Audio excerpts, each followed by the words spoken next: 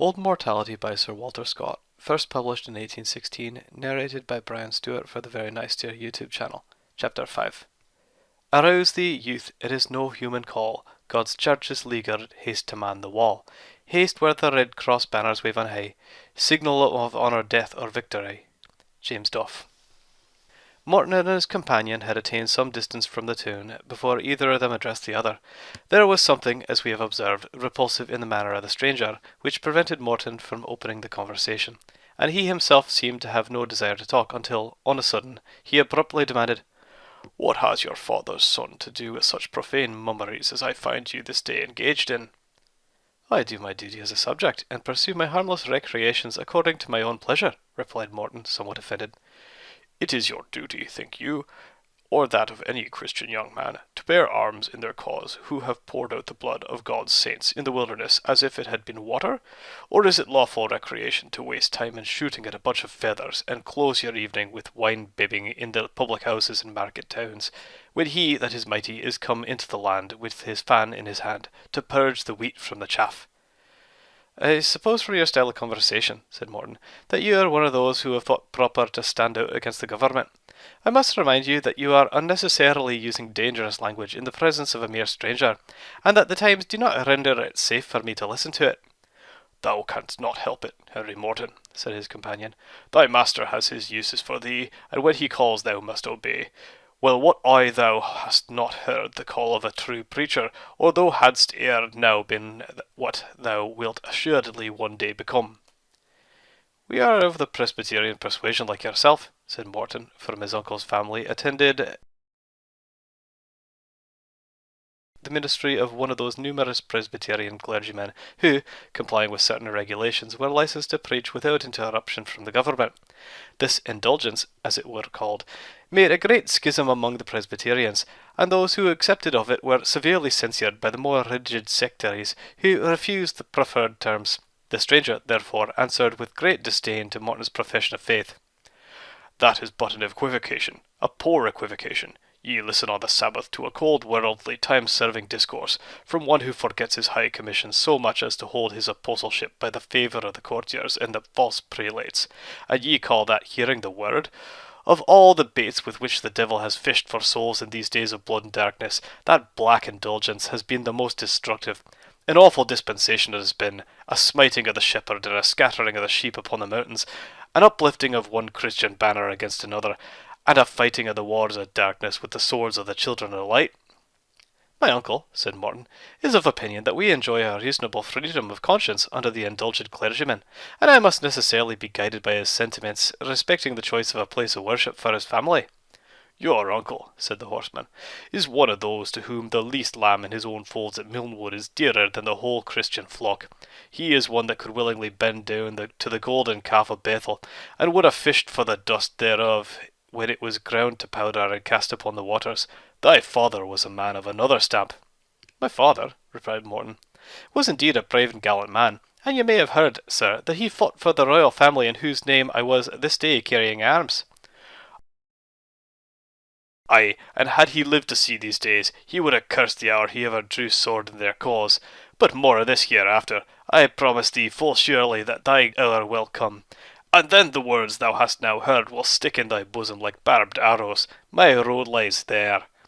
He pointed towards a pass leading up into the wild extent of a dreary and desolate hillside, but as he was about to turn his horse's head into the rugged path, which led from the high road in that direction, an old woman wrapped in a red cloak, who was sitting by the crossway, arose, and, approaching him, said in a mysterious tone of voice, "If ye be of our ain folk, gang now up the pass the neck for your lives. There is a lion in the path that is there. The curate of Brotherstone and 10 soldiers have beset the pass to ha' the lives of ony of our poor wanderers that venture that gate to join with Hamilton and Dingwall." "Have the persecuted folk to any head among themselves?" demanded the stranger. "About 60 or 70 horse and foot," said the old dame. "But anyhow, they are poorly armed, and worse fended with victual." "God will help his own," said the horseman. "Which way shall I take to join them?" "It's a mere impossibility this night," said the woman. "The troopers keep sae strict a guard, and they say there's strange news come frae the east that makes them rage in their cruelty mair fierce than ever. You maun take shelter some gate for the nicht before you get to the moors, and keep yoursel in hiding till the grey of the morning, and then ye may find your way through the drake moss. When I heard the awful threatenings of the oppressors, I e'en took my cloak about me, and sate down by the wayside to warn any of our poor scattered remnant that chanced to come to this gate, before they fell into the nets of the spoilers." "Have you a house near this?" said the stranger, "and can you give me hiding there?" "I ha," said the old woman, "a hut by the wayside. It may be a mile from hence, but 4 men of Belial, called dragoons, are lodged therein to spoil my household goods at their pleasure, because I will not wait upon the thawless, thriftless, vessenless ministry of that carnal man John Halftax the curate." "Good night, good woman, and thanks for thy counsel," said the stranger as he rode away. "The blessings of the promise upon ye," returned the old dame. "May he keep you that can keep you." "Amen," said the traveller, "for where to hide my head this night, mortal skill cannot direct me." "I am very sorry for your distress," said Morton, "and had I a house or place of shelter that could be called my own, I almost think I would risk the utmost rigour of the law rather than leave you in such a strait. But my uncle is so alarmed at the pains and penalties denounced by the laws against such as comfort, receive, or consort with intercommuned persons, that he has strictly forbidden all of us to hold any intercourse with them." "It is no less than I expected," said the stranger. "Nevertheless, I might be received without his knowledge. A barn, a hayloft, a cart shed, any place where I could stretch me down, would be to my habits like a tabernacle of silver set about with planks of cedar." "I assure you," said Morton, much embarrassed, "that I have not the means of receiving you at Milnwood without my uncle's consent and knowledge, nor, if I could do so, would I think myself justifiable in engaging him unconsciously in danger, which, most of all others, he fears and deprecates." "Well," said the traveller, "I have but one word to say. Did you ever hear your father mention John Balfour of Burley?" "His ancient friend and comrade who saved his life with almost the loss of his own in the battle along Marston Moor? Often, very often." "I am that Balfour," said his companion. "Yonder stands thy uncle's house. I see the light among the trees. The avenger of blood is behind me, and my death certain unless I have refuge there. Now make thy choice, young man, to shrink from the side of thy father's friend like a thief in the night, and to leave him exposed to the bloody death from which he rescued thy father, or to expose thine uncle's worldly goods to such peril as, in this perverse generation, attends those who give a morsel of bread or a draught of cold water to a Christian man when perishing for lack of a refreshment." 1,000 recollections thronged in the mind of Morton at once. His father, whose memory he idolised, had often enlarged his obligations to this man, and regretted that, after having long been comrades, they had parted in some unkindness at the time when the kingdom of Scotland was divided into resolutioners and protesters, the former of whom adhered to Charles II. After his father's death upon the scaffold, while the protesters inclined rather to a union with the triumphant republicans. The stern fanaticism of Burley had attached him to this latter party, and the comrades had parted in displeasure, never as it happened to meet again. These circumstances the deceased Colonel Morton had often mentioned to his son, and always with an expression of deep regret, that he had never in any manner been enabled to repay the assistance, which, on more than one occasion, he had received from Burley. To hasten Morton's decision, the night wind, as it swept along, brought from a distance the sullen sound of a kettled drum, which, seeming to approach nearer, intimated that a body of horse were upon their march toward them. "It must be Claverhouse, with the rest of his regiment. What can have occasioned this night march? If you go on, you fall into their hands. If you turn back toward the borough town, you are in no less danger from Cornet Graham's party. The path to the hill is beset. I must shelter you at Milnwood, or expose you to instant death. But the punishment of the law shall fall upon myself, as in justice it should, not upon my uncle. Follow me." Burley, who had awaited his resolution with great composure, now followed him in the silence. The house in Milnwood, built by the father of the present proprietor, was a decent mansion, suitable to the size of the estate, but since the accession of this owner, it had been suffered to go considerably into disrepair. At some little distance from the house stood the court of offices. Here Morton paused. "I must leave you here for a little while," he whispered, "until I can provide a bed for you in this house." "I must leave you here for a little while," he whispered, "until I can provide a bed for you in the house." "I care little for such delicacy," said Burley. "For 30 years this head has rested oftener on the turf or on the next grey stone, then upon either wool or down, a draught of ale, a morsel of bread to say my prayers, and to stretch me upon dry hair, were to me as good as a painted chamber at a prince's table. It occurred to Morton at the same moment that to attempt to introduce the fugitive within the house would materially increase the danger of detection. Accordingly, having struck a light with implements left in the stable for that purpose, and having fastened up their horses, he assigned Burleigh for his place of repose a wooden bed placed in a loft half full of hay, which an out-of-door domestic had occupied until dismissed by his uncle in one of those fits of parsimony which became more rigid from day to day. In this untenanted loft Morton left his companion, with a caution so to shade his light so that no reflection might be seen from the window, and a promise that he would presently return with such refreshments as he might be able to procure at that late hour. This last, indeed, was a subject on which he felt by no means confident, for the power of obtaining even the most ordinary provisions depended entirely upon the humour in which he might happen to find his uncle's sole confidant, the old housekeeper. If she chanced to be abed, which was very likely, or out of humour, which was not less so, Morton knew well the case to be at least problematical.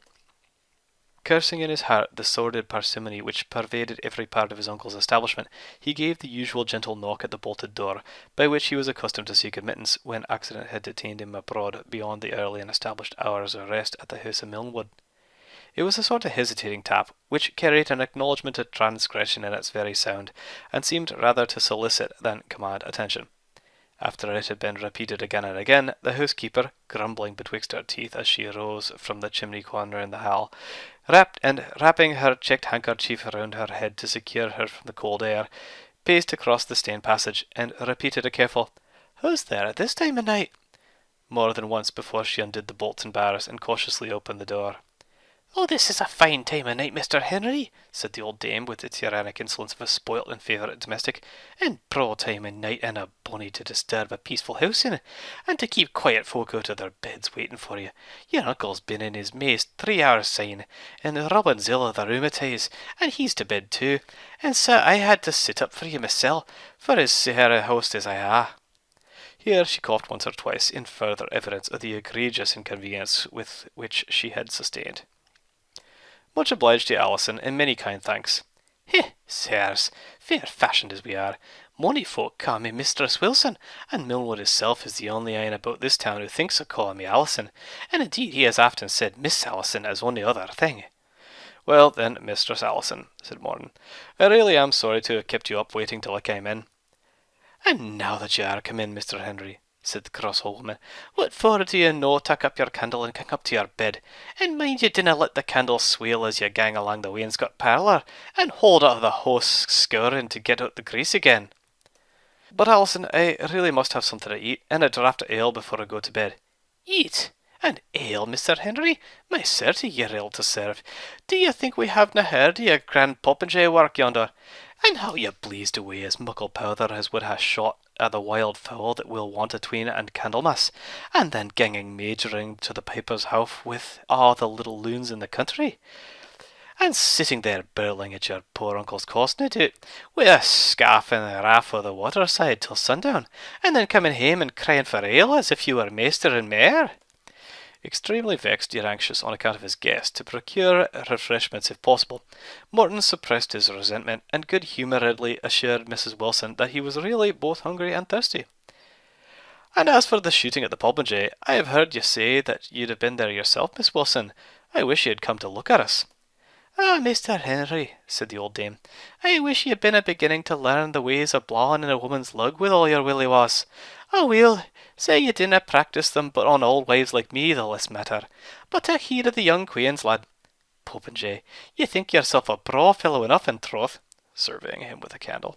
"There's nae fault to find with the outside, if the inside be conforming. But a mind, when I was a gilpie of a lassock, saying the Duke, that was him that lost his head at London.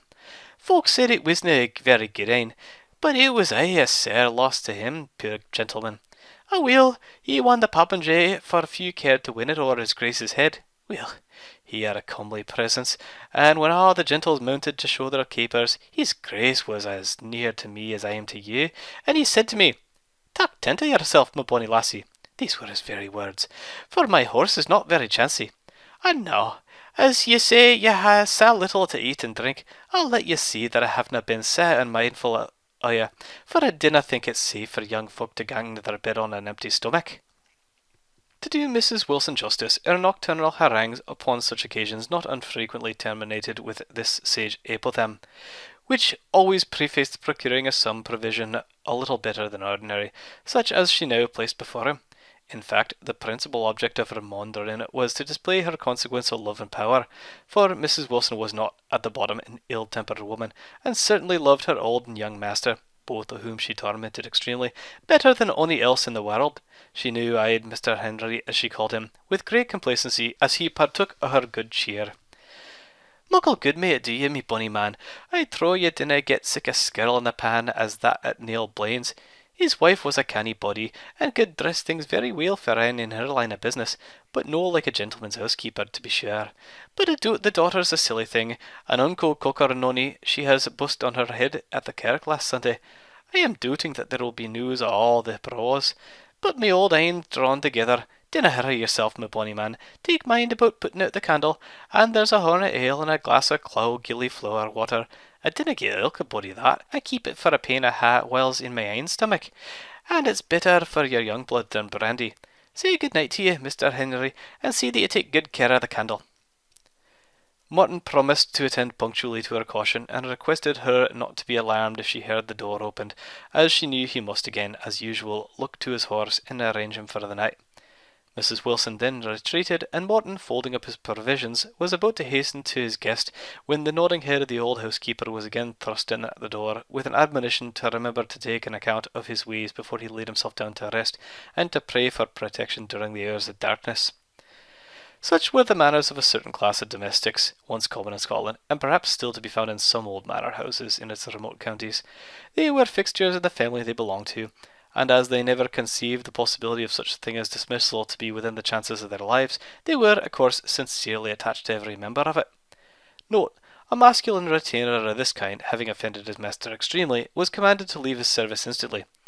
In truth, and that I will not, answered the domestic, if your honour disna ken when ye hae a good servant. I ken when I hae a good master, and go away I will not. On another occasion of the same nature, the master said, John, you and I shall never sleep under the same roof again. To which John replied with much, Where the deil can your honour be ganging? On the other hand, when spoiled by the indulgence or indolence of their superiors, they were very apt to become ill-tempered, self-sufficient, and tyrannical. So much so that a mistress or master would sometimes almost have wished to exchange their cross-grained fidelity for the smooth and accommodating duplicity of a modern menial.